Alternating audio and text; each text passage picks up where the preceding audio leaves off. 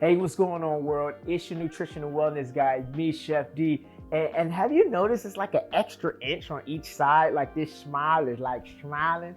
Yeah, it's doing what it's doing. Let me tell you why. So all week, I create my filming schedule, and there's certain days that I get super excited about. I'm nervous, but also excited. Now, today we're gonna make sweet potatoes. Now, I've made candy yams and sweet potatoes in the past. However, we're doing it the Chef D way, which means a healthier you, the healthiest way. No sugar whatsoever. Yeah, that's right. I'm gonna do a pecan-crusted sweet potato casserole. And it's gonna be fun. I'm a little nervous. I've never made this before in this fashion. So we're gonna do this together. Now, before I can introduce the true stars of this episode, please subscribe to this channel. Thank you very much. Like this video. I truly appreciate it, but more importantly than those two things, share this with somebody in your life who you truly care about when it comes to their nutrition and wellness journey. Let's get into it.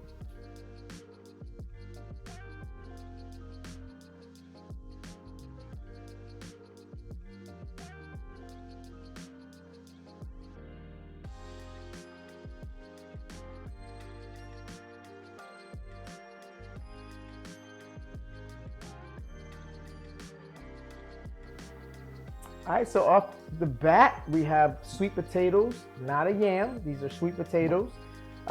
We have a red apple. We have plant-based butter, nutmeg. This is the cinnamon. Honey, maple syrup. We have some coconut oil. Now, this does at room temperature. It's a solid, but it's been in some heat, so it's liquefied right now. It's okay. We have some vanilla extract. We have some crushed up pecans or pecans, sea salt, some sugar-free graham crackers, pineapple juice, and oat milk. All right, so we grab our sweet potato here, and we're gonna grab the bowl here, and we're gonna peel. Now this bowl, I know it looks silly. It will not catch all of the peeling. I have it in here. You can do this over the sink. There's other ways people prep for sweet potato casseroles or sweet potato pies. They may boil the potatoes and then remove the skin, or they may roast the potatoes and then remove the skin. I prefer removing the skin and then cooking them. So we're gonna shave this off. Great, that looks good. And then I'm gonna pop it right into the steam bath, like so. All right, so now we have a couple in the steam bath. And all we're doing is I want one side to get soft because I'm gonna pull these back out and we're gonna cut these into cubes. Oops, drop that. Cut it into cubes. Just like that. You can also, yeah, this one was rough. It has some stuff on it. And I'm letting them get soft on one side so that way when I pull them out, they don't slip all over the board and it's easier for me to cut. I got this apple in here. This apple's going to go into the water, and we're cooking this down. This is our steam bath. If we were boiling it, it would be totally submerged. I like steam baths because it's part boiling, part steam, and it cooks better with the lid on. We don't have the lid on because it's not ready yet. We still got to keep cutting. The apple's in there. So see, I pull this one out. It's going to be hot on one side, but one side is soft, so that way it's not going to be sliding all over the board. Whenever you're cutting a round or a circle kind of produce or vegetable, you want to get it onto a flat surface so that way it doesn't roll and you don't cut yourself. Just like so. And mind you, the smaller you cut them, the quicker they cook and the easier it is to mash them. All right, there we go. One man overboard. We'll grab that one in a few. Put that in there. There we go. And cut this up into cubes. It smells amazing. Sweet potatoes are a great source of beta carotene, vitamin A, good source of vitamin C, good for eyesight, good for skin, good for immunity. Really good dish full of antioxidants. All right, cut that in cubes, put that in the pot. All right, so now this is how the steam baths come into effect. We twist this up a little bit, stir, stir, stir. We're just gonna cook this down. And I think I'm gonna add some salt. So a little bit of the sea salt. This helps cook it down as well and bring out some of the natural flavors and sugars of both the sweet potato and the apple. And then we're just gonna go ahead and put a lid on here. All right, great. Looking good, smelling good, pineapple juice. Now, here's something I will tell you all. Now, what I just did was I added the pineapple juice into the pot. Now, if I was using oat milk, I would have drained all of that water first, and then I would have added my pineapple juice.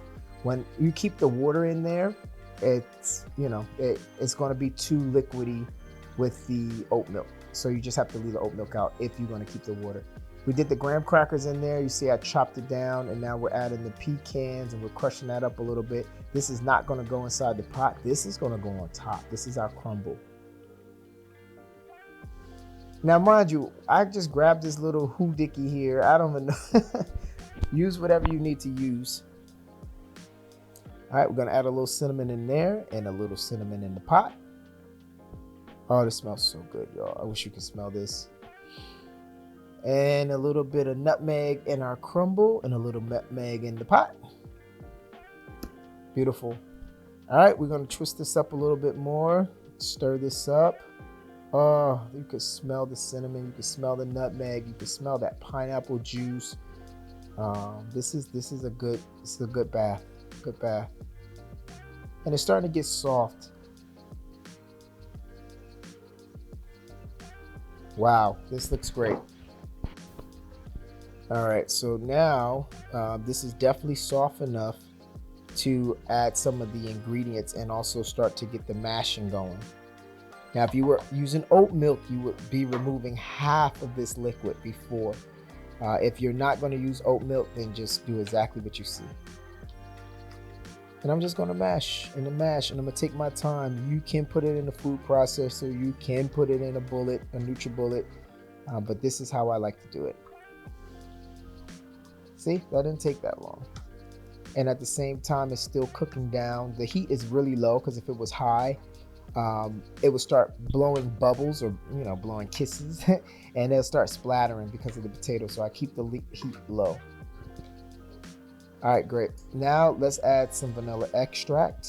Oh, that smells so good. Let's add some honey. Now, mind you, there is a difference between real vanilla extract and imitation. I use the real one, but if all you have is the imitation, it's fine. Just add an extra half a teaspoon. All right, we mix that up a little bit. Oh, this smells so good. That looks good. And if you've been tracking, no sugar. We have not added any sugar. So this is where the sweetness comes in. This is the MVP. You know, maple syrup saves the day. And it's an all-natural sweetener. Beautiful. Now we're adding coconut oil, which is rare, but this adds a fat component and it adds a sweetness as well. See, that looks good, and it's going to cook down, especially when we put the crumbles at the top. It's going to absorb that, and it's going to help with a nice crust. And we just added our plant-based butter, which is also another clean fat. Nice and smooth. This looks beautiful. All right, so that cooked down for about 10 minutes, and I see that it needs to be thickened. So I'm going to add some flour. Now, this wasn't a part of the original recipe, so I see I needed to make a modification, and I didn't want to risk it being in the oven for too long just to cook out some of that liquid. So I'm adding flour. So I just added like a fourth of a cup, and it looks like I'm going to need to add a little bit more. Perfect. All right, and then I'll do it this way. This is also a great base if you're making a sweet potato pie without sugar. This is a great base. At this point, you would add, there are vegan eggs, but you would just add a regular egg if that's something you were okay with, and some baking powder, and it will work out. All right, looks great. Now we're going to get it into the oven. Now it's already cooked, but the oven is going to help cook off some of that liquid. Oh, this smells good. It smells so good. It's going to help caramelize a little bit. That's why we have the oven set pretty high. All right, it looks beautiful. Spread that out, and now we're going to get ready. Let's go grab our crumble. All right, so now we're going to evenly put it over the top And this is going to build a nice crispy crumble. Now, traditionally, this part would have brown sugar or white sugar, but we're not going to do that. And there's a reason why we saved some of our maple syrup and our coconut oil, because sugars inside the crumble helps to make it a nice caramelized crust. So we're going to add that back in with the coconut oil, and we're going to add that in with some of this maple syrup, and nice drizzle. Now, two things I've noticed: we can do this maple syrup now, or this would be good to add once it comes out of the oven. And let's go grab the coconut oil. And it doesn't have to be as razzle dazzle as we just did with the syrup, but you just want to kind of get some of it to soak into the crust to help it from burning, and also to get some of that fat in there. That's going to make it smell amazing. All right, looks good. Let's get it in the oven.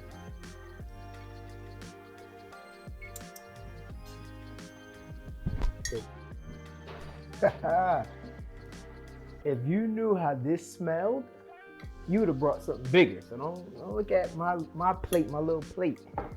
Oh my gosh. This whole place smells like cinnamon, maple syrup, honey, nutmeg. Oh my God, the pecans, or pecans, but the pecans. Oh, it smells so good. The pineapples, the apples. No sugar.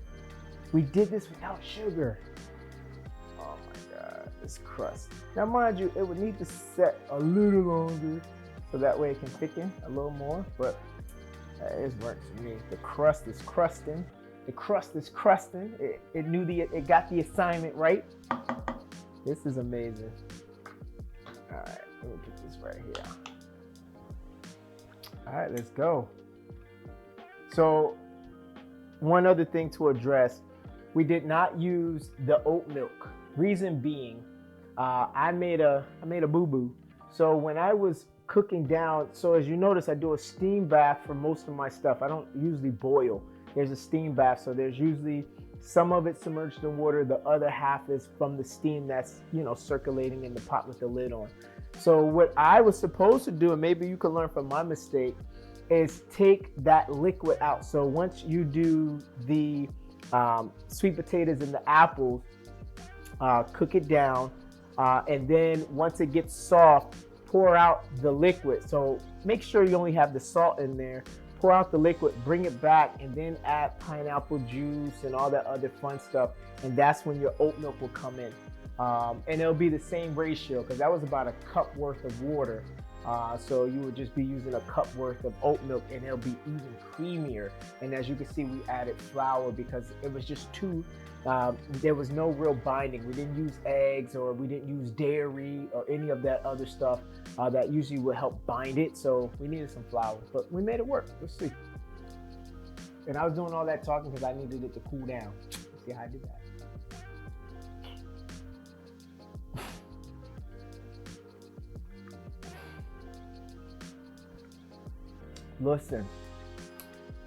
Listen. Oh my God. First and foremost, it tastes sweet. It tastes like brown sugars in here. I grew up with sweet potatoes and white sugar. Oh my God, this is a good bite.